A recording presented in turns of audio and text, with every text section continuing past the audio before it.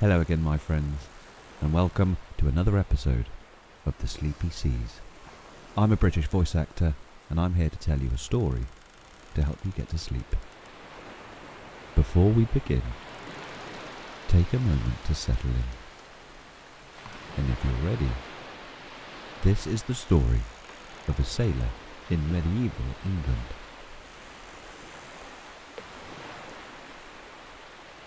The sailor lives near the river because that is where the work is. In medieval London, the Thames is not a view. It is a road. It moves goods, people, and labour through the city every day. Along the riverbanks, wooden beams are extended into the water. They are darkened by age, damp, and constant use. Ropes are tied and untied so often that the wood beneath them has worn smooth. The sailor knows this stretch of river by habit, not by thought. He knows where the mud is thick at low tide, where ships settle unevenly, where the current runs faster, even on calm days. He likely shares a small room or a crowded lodging house close to the docks. Space is expensive. Privacy is rare. Most of what he owns can be carried with him. His clothing is practical. Wool, heavy boots, a coat thick enough to keep out wind and spray. Nothing decorative, nothing wasted. In early morning, before the city fully wakes, the river is already alive. Cargo ships arrive with the tide. The air carries the smell of wet wood, river water, smoke, and fish. The sailor does not think the river as dangerous or beautiful. It is simply there, and his life is arranged around it. By the time the sailor is around 30 years old, his path has already narrowed. In medieval England, choices are limited, but most men do not decide what they will become. They move toward what is available. The sailor may have grown up near the river, or in a town connected to trade. He may have worked as a labourer first, loading carts, carrying sacks, and repairing nets. Work that is physical, repetitive, and paid by the day. The river offers something steady. Ships arrive regardless of season. Cargo must be moved when the tide allows it, not when it is convenient. For many men, the sea is not a calling, it is employment. A sailor earns his place by showing that he can endure long hours, cold weather, and instructions given without explanation. He learns quickly that skills matter less than reliability. At sea and in port, there is little patience for hesitation. Ropes must be hauled when ordered. Sails raised or lowered without delay. Mistakes are corrected through repetition, not discussion. The work suits men who are used to physical effort and uncertain pay. Wages are not generous, but they are often better than farm labour. For a man of 30, the sea offers continuity. There is always another voyage, another ship needing hands, another tide coming in. Some sailors marry, some do not. Life on the river makes long absences normal. Home becomes something visited rather than lived in. This is not considered unusual. The port is full of men who come and go. The sailor understands that his labour connects him to a distant place he may never see. Wine from France, timber from the Baltic, grain, cloth, salt and fish moving through London toward markets inland. He does not need to imagine these places, he only needs to move the cargo. The work repeats. That is its stability. By 30, his body knows the rhythm of the tide. His hands know the weight of a wet rope. His sleep comes when it can, and rarely all at once. This life is not chosen because it's exciting. It is chosen because it continues. The ships the sailors work on are not large by modern standards. Most are made of oak, heavy and solid, their hulls darkened by tar and river water. They sit low in the Thames when fully loaded, rising and falling with the tide rather than cutting through it. These vessels are not designed for speed. They are designed to carry weight. Cargo holds are cramped and uneven. Barrels are packed tightly to prevent shifting. Space is measured carefully because balance matters more than ease of movement. The sailor learns to move within these limits. He knows where he can step without slipping, where the deck becomes slick in rain, which ropes must never be crossed, and which can be moved without consequence. Below deck, light is limited, openings are small, air moves slowly. The smell is constant. Tar, wood, damp cloth and whatever cargo is being carried at the time. Grain dust settles into corners. Salt clings to everything. The river itself controls much of the work. Water levels rise and fall predictably, but not gently. At low tide, ships lean into the mud, held in place until the water returns. This waiting is familiar. Work pauses not because it is finished, but because it cannot continue. The sailor uses these moments to repair rope, check fittings, or simply sit and wait. There is no sense of waste in this. Waiting is part of the labour. The sailor does not think of the ship as a temporary shelter. It is a workplace that sometimes moves and sometimes does not. When voyages are short, he may return to shore each night. When they are longer, he sleeps on board, among the sounds of water against wood. The ship speaks constantly, creaking as it settles, ropes tightening as the tide shifts, soft, repetitive movements that continue through the night. For the sailor, these sounds are familiar enough to fade into the background. They do not disturb his rest. They allow it. Before dawn, the sailor is already awake.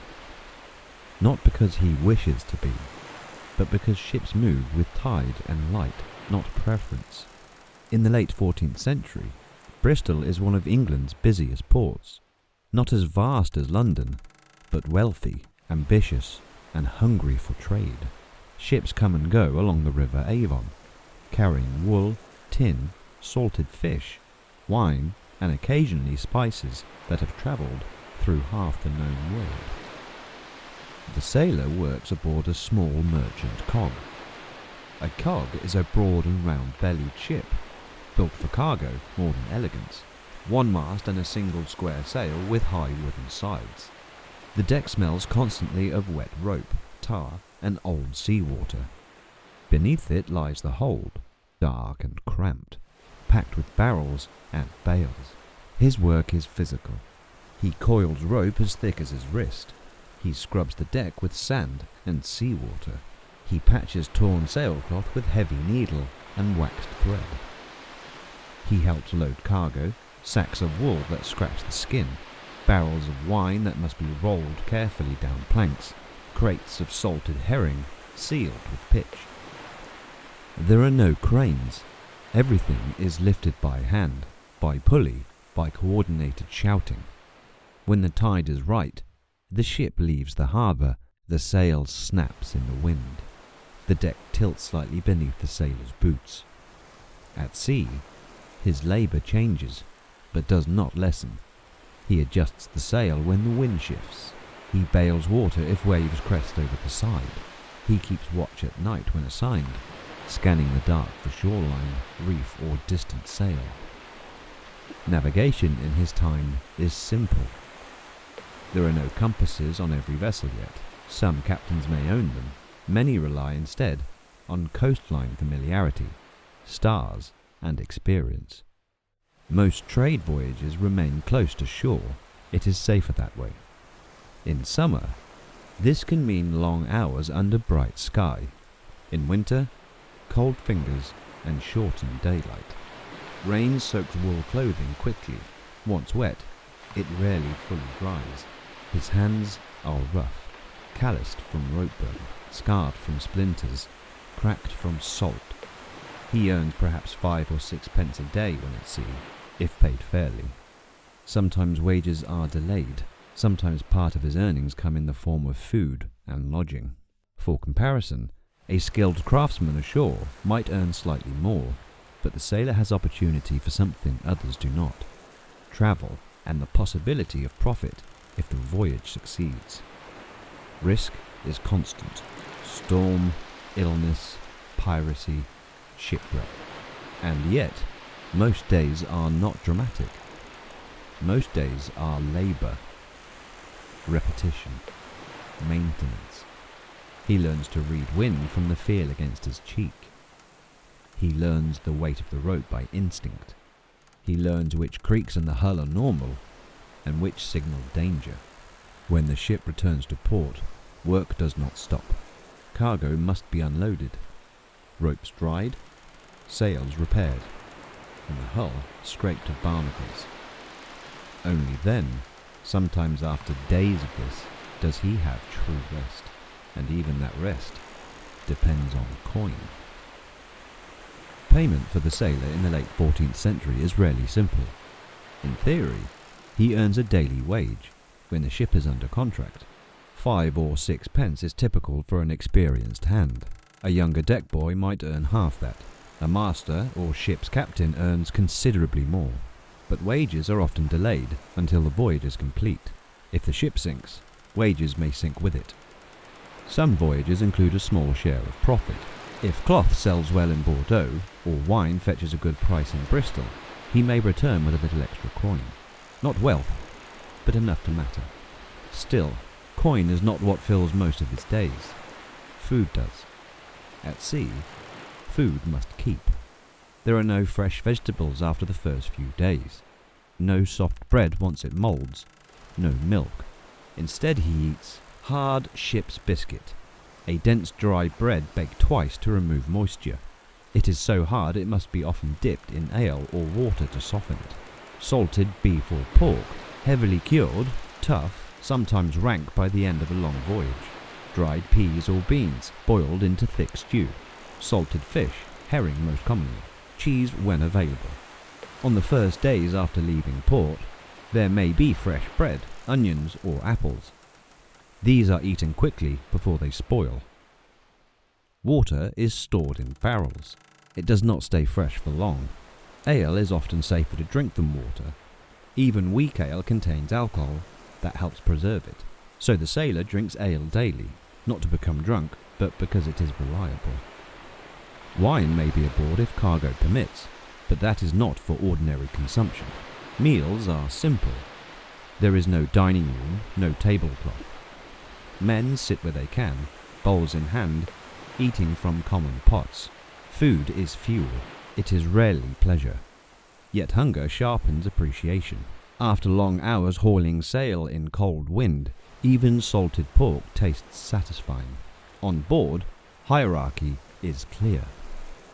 At the top stands the master of the ship.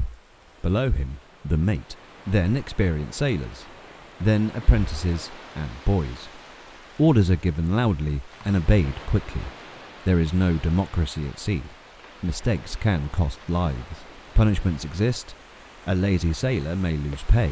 A thief may be beaten. A serious offender may be put ashore at the next port. Yet companionship also grows in these cramped spaces. They sleep close enough to hear one another breathe.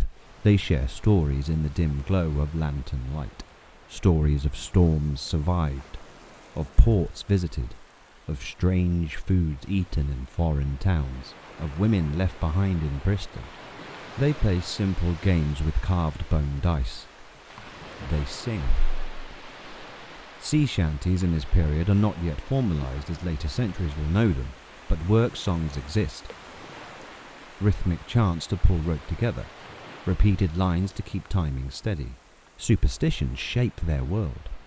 It is considered unlucky to sail on certain saints' days without blessing. Some believe whistling aboard ships invites wind, and sometimes too much of it. Seeing certain birds is taken as omen. A gull may mean landers near. A storm petrel may mean foul weather approaches. Very few can read. Many carry small tokens, a cross, a scrap of cloth blessed by a priest, a carved charm. Death at sea is common enough that most have seen it. A man who falls overboard rarely survives. There are no dramatic rescues in rough water. The sea closes quickly, and then work continues. There is no time for long mourning. When the voyage ends and he returns to Bristol, his body aches in ways he does not speak of. Salt dries the skin, tar stains his hands. His shoulders feel permanently tight, but he stands straighter somehow. He has crossed open water, and he has returned, and in that return is quiet pride. When the ship returns to Bristol and cargo is accounted for, the sailor steps back onto land with legs that feel unsteady. After days or weeks of subtle motion, the ground seems to still. The port is busy from early morning. Crates move along narrow streets. Merchants argue over weights and measures. The smell of fish, wool, smoke, and animal waste hangs constantly in the air. Bristol in the 1370s is a town of perhaps 10,000 people, large for its time, prosperous by English standards. The sailor may rent a bed in a lodging house near the docks. He likely does not own his own property. Most working men of his class live in shared rooms. Privacy is rare. If he has a wife, she may live elsewhere in the town, perhaps near family, perhaps near a parish church. If unmarried, he shares quarters with other men from the port. He does not rest immediately. First, wages must be collected. Sometimes this involves waiting at the counting house, while clerks tally figures. Sometimes there are disputes over damaged goods or lost cargo. Only when coin touches his palm does the tension in his shoulders ease. Taverns line the port district. Ale is stronger ashore, conversation louder, lanterns burn late into the night. Entertainment is simple. Dice games, storytelling, occasional travelling musicians, and seasonal fairs. There are no theatres yet, no printed newspapers. News travels by word of mouth. Sailors speak of other ports, Bordeaux, Lisbon, occasionally further. Exaggeration is common, but so is truth. Religion shapes daily life. The bells of St. Mary Redcliffe ring across the town. Mass is attended not only out of devotion, but expectation. The church is woven into birth, marriage, sickness, and death. Before voyages, ships are blessed. After safe return, candles are lit in thanks. Many sailors carry a quiet fear of dying without confession. The sea makes faith practical. Illness is common in port. Crowded living conditions allow disease to spread quickly. Only a generation earlier, the Black Death devastated England. On board ship, illness can move rapidly through a small crew. There is no physician at sea. Remedies are basic: herbs, rest, prayer. In town, barber surgeons treat wounds and pull teeth. Bloodletting remains common practice. Life expectancy is uncertain. He does not often think about age. He thinks about the next voyage. And yet, after several nights ashore, something shifts. The body begins to remember what stillness feels like. He may sleep indoors in a shared bed, sometimes two men to a mattress stuffed with straw, or he may sleep on a simple pallet on the floor. The room smells of damp wool and smoke. At first, silence feels strange. There is no slap of water against the hull, no groan of timber, no sails snapping in the wind, only distant voices in the street. A dog barking, church bells marking the hour. His body, accustomed to motion, wakes easily. But by the third or fourth night, sleep deepens, the muscles loosen, the breath slows, the mind quiets. Yet even in town, he does not fully relax. The sea is never far. Another contract will come, another tide, another departure. Night aboard a 14th century merchant ship does not mean silence, it means change. When the sun lowers over the Bristol Channel, the sky fades from grey to indigo. The deck cools quickly. Wind softens or sharpens depending on weather. Lanterns are lit. Small shielded flames protected from gusts. The crew divides into watches. Not every man sleeps at once. Typically, half the crew rests while the other half remains alert. Watches rotate through the night. A man may sleep for several hours, wake to stand watch, then return to rest again before dawn. Sleep is not one long stretch, it is broken. Practical. On a small cog, there are no cabins for ordinary sailors. The master may have a small enclosed space near the stern. The rest sleep where space allows, beneath the raised forecastle, along the deck under rough shelter, or sometimes near cargo if weather is harsh. There are no mattresses as we know them. A sailor might lay on a rolled cloak on wooden planks, perhaps a sack stuffed with straw if fortunate. In calm weather, the ship rocks gently. Not dramatically, just enough that the body adjusts to constant movement. A slow rise, a slow fall.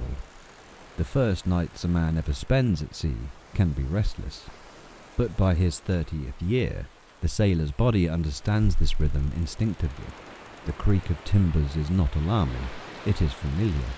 Rope strains softly against mast. Water brushes along the hull. Occasionally a loose pulley knocks in a small, irregular rhythm. These sounds become background. The stars are clearer at sea than in town. When it is his turn for watch, he stands beneath them. Navigation relies partly on these lights. Constellations shift through the seasons. Experienced sailors know them not by textbook, but by repetition. The air at night carries a different scent, colder, cleaner, edged with salt. He scans the horizon for shape or shadow. Piracy exists, though not constant. More commonly, dangers come from unseen shores or shifting water. Storm nights are different. Wind rises without warning. Sail must be reefed quickly. Rain lashes on exposed skin. Sleep is impossible when thunder rolls overhead and waves strike high against the hull. But storms are not nightly events. Most nights are ordinary. Dark. Cool. Measured. He lies on his back, cloak wrapped tight. The deck beneath him still holds warmth from the day's sun. The sky above is vast. There are no city lights to interrupt darkness, only stars and the occasional lantern glow. He listens to the breathing of other men nearby. Rough, steady, sometimes broken by a cough. Someone turns in their sleep. Wood creaks in response. The body learns efficiency. He sleeps deeply when allowed, wakes quickly when called, returns to sleep without long thought. It's not luxury, but it is enough. On long voyages, perhaps along the French coast, monotony becomes the dominant experience. Sea, sky, work, rest. Again and again. In that repetition, something subtle happens. The rhythm of tide begins to mirror the rhythm of breath. Rise, fall, rise, fall. Even when ashore later, he may find himself swaying slightly without realizing. The body is remembering motion. Sleep at sea is not separate from work. It is woven into it. Short, practical, necessary. Yet on calm nights, when water is smooth and the wind gentle, there are moments almost peaceful. He feels the ship moving steadily beneath him. He knows its sounds. He trusts its build. And in that trust, he allows his eyes to close. By the time the sailor reaches age 30, he no longer thinks of himself as new to the sea. He does not remember his first voyage clearly. What he remembers instead are fragments. A storm that lasted 2 days, a rope that snapped and struck a man across the shoulder, the first time he saw the coastline of France appear faintly through the morning mist. But memory does not dwell on beginnings, it settles into repetition. Voyage after voyage follows similar patterns: loading, departure with the tide, wind and waiting, arrival, unloading, return. Seasons change, but the work does not. In spring, the air is sharp and cold at dawn. In summer, the deck warms quickly beneath bare hands. Autumn brings heavier skies and stronger winds. Winter reduces daylight and makes every task slower. He measures time not by calendar, but by weather. He has likely buried at least one companion by now, not ceremonially, not with marble marker or carved stone. At sea, when a man dies, he is wrapped in cloth, weighted, and returned to water. There is prayer if a priest is aboard. If not, there are quiet words spoken by the crew. And then the voyage continues. Grief does not stop trade. He has seen ports that look almost identical to Bristol. Wooden docks, narrow streets, church towers rising over rooftops. He has smelled foreign markets, heard languages he does not understand, tasted wine stronger than ale, and bread softer than ship's biscuit. Yet what remains, most consistent, is not destination, it is the sea itself. Open water in fair weather can appear almost flat, silver in morning light, deep blue under clear sky. On such days, work is lighter. Sails hang steady. The ship moves with minimal correction. These are the days when the crew speaks less and watches more. When horizon seems endless, when even the most practical sailor may feel a quiet awareness of scale, the sea does not belong to him. It does not notice him, and yet it carries him. At night, this awareness deepens. Stars reflected faintly on dark water create the illusion of being suspended between two skies, above and below. He lies again on his cloak, back against the wood, listening. The sounds are now a part of him. The low groan of the hull, the soft slap of a wave, the whisper of wind in the sails. His breathing follows the same pattern each night. Inhale as the ship rises. Exhale as it settles. Slowly, without instruction. There is no urgency in these moments. No shouting. No bargaining. No coin counting. Only the steady movement of the tide. If he lives long enough, perhaps he will leave the sea. Some sailors do. They become dock workers, warehouse guards, river pilots guiding ships through narrow channels. Their bodies grow stiff, but even ashore, something remains. They wake at night, expecting movement. They listen for creaking that is not there. They remember how it felt to trust wood and sail against open water. For now, though, he is still within it, still rising with the tide, still lowering sail at dusk, still laying his head against folded wool beneath open sky.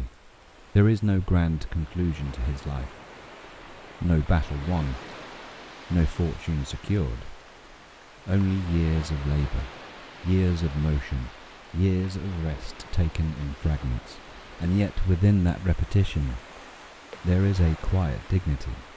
He rises when required, works when needed, sleeps when allowed. The sea continues. The tide continues. Breath continues. Rise, fall, rise, fall. If you listen closely, the rhythm is steady, not hurried, not demanding, just present. And as the ship moves gently beneath him once more, the night air cool and salt-scented, his body settles, into the familiar motion. Wood beneath, stars above, water below, nothing more required. The tide carries the ship. The breath carries the body. And for now, that is enough.